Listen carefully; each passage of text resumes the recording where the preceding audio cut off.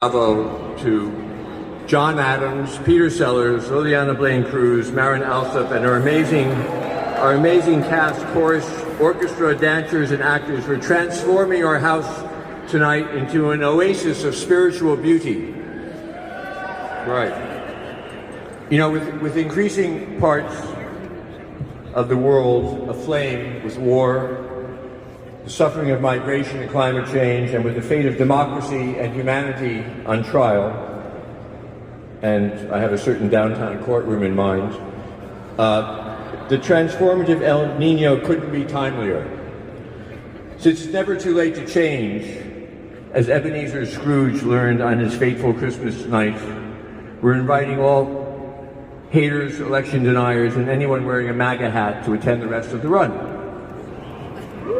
All right. Make them pay.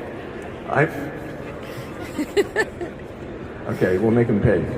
I'm proud that El Niño is the 4th John Adams opera to grace our stage, with the 5th to come next season, which puts John into a tie with Bellini and Tchaikovsky for most operas staged at the Met.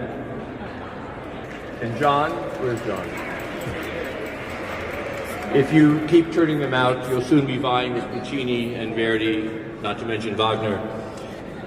I'd like to thank our sponsors, the Neubauer Family Foundation, New Works Initiative, and Met board member Graham Berwind.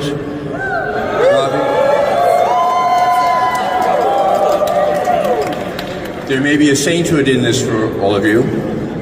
And to all the supporters of tonight's El Niño Gala, chaired by Deborah Roberts and her husband, Met board member Al Roker, keeping it close to home by supporting an opera named after a weather system. Al, I hope you'll include El Niño in tomorrow's weather report.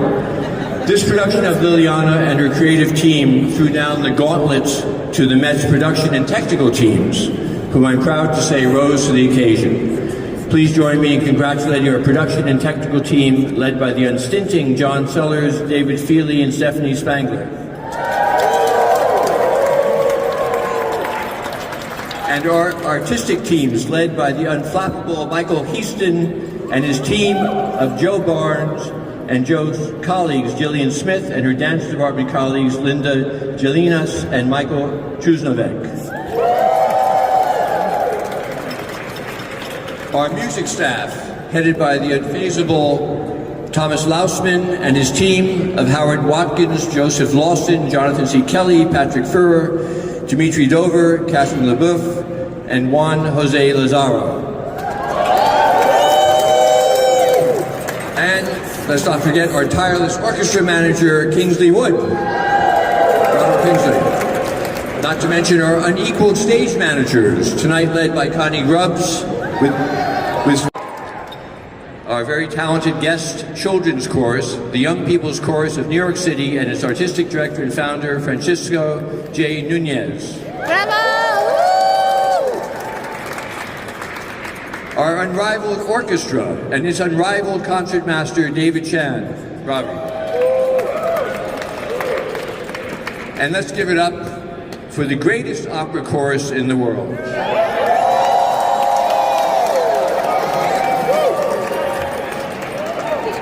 They outdid themselves, and so did Donald Palumbo in one of his finest achievements. Bravo, Donald, the greatest chorus director in the world. And now, on to Lileana and her irrepressible creative team. First, and the creative team is that way. The visual poetry of projection designer Hannah Wasilewski. And in his Met debut, the painterly lighting of Yi Zhao. Bravo. And the costumer of all the wise men and multiple Virgin Marys, not to mention everybody else on the stage, the inspirational costume designer, Montana Levy Blanco.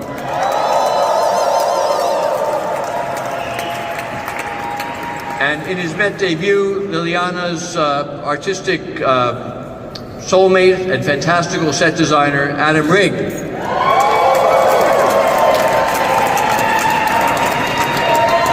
And the director, who has rocked the Met like it has never been rocked before, a visionary new force in theater and opera, Lileana Blain-Cruz.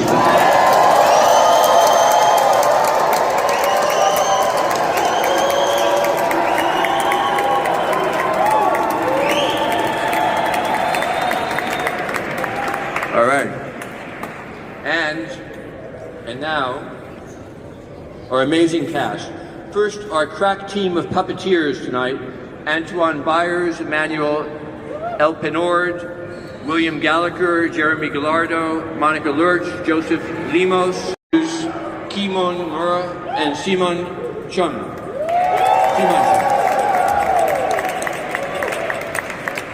In his unforgettable Met debut in the multiple roles of Joseph, Herod, and the voice of God, it's not bad to play God on the stage of the Met, the heavenly baritone Davóne Tines.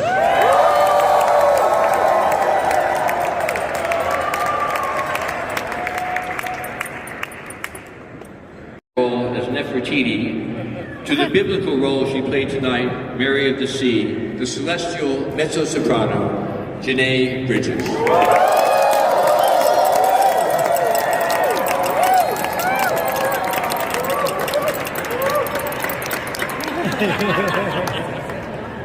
You escaped from the stage before I can give you a hug after the show. Changed beautifully.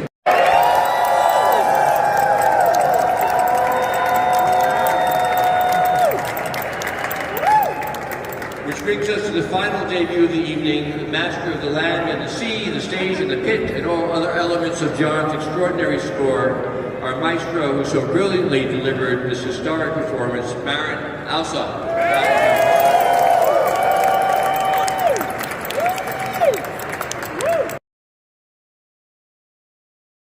Making this an historic evening for the Met and for the world of opera and our art form. And John, would you say a few words? Okay.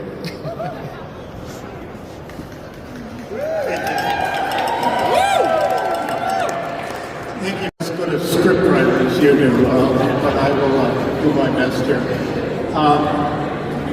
You know, when I was a student back in the 60s and 70s, the Met almost never produced a contemporary opera. We know about one by Samuel Barber, but it was very rare. And the thought that not just my operas, but so many new operas have appeared here at the Met is due to this gentleman here. And that gives enormous hope to the future of American music.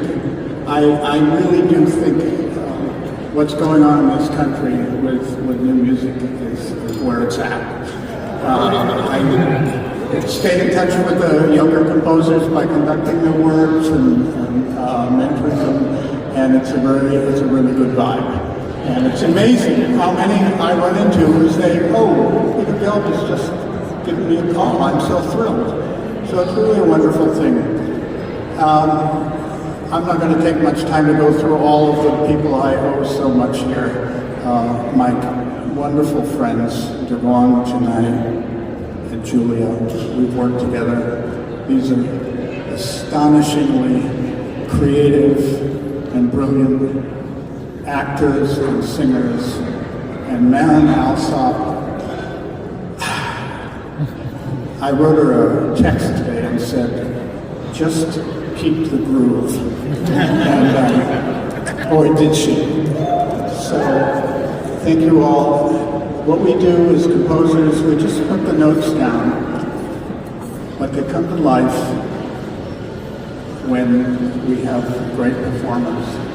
And to witness a production that is so overflowing in imagination, I just simply am speechless. Lileana, you are just a font of crazy, wild, beautiful, insane ideas. Keep it up. Thank you.